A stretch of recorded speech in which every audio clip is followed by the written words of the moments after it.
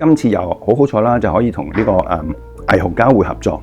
咁我哋喺策展呢個展覽嘅過程裏邊咧，就希望揀啲比較特色嘅，可能拆咗之後冇人見過啦，或者甚至乎係同呢個區有關啦，同埋係講到一個古仔嘅。除咗呈現之外咧，都講解翻其實霓虹燈背後嘅技藝，霓虹燈背後一啲嘅佢哋點樣創造啊，佢哋裏邊一啲有特色啊，同埋有少少教育意味。咁其實今個展覽裏邊咧有2個裝置咧，都係3代同堂一齊創作嘅。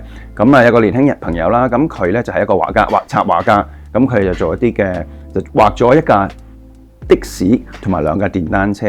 咁佢爸爸咧就係將佢做咗一個即係3維嘅裝置，係可以嘅電單車嗰兩架電車係可以騎上去影相。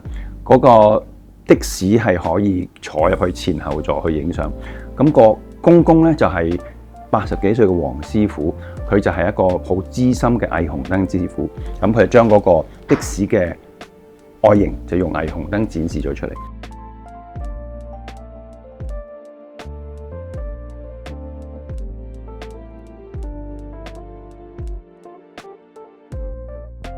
我哋當然啦，唔係想話透過呢個展覽就話提倡所有嘢好似以前咁樣去返80年代一個咁樣嘅氛圍，但係我哋希望呢個技藝可以傳到落去下一代。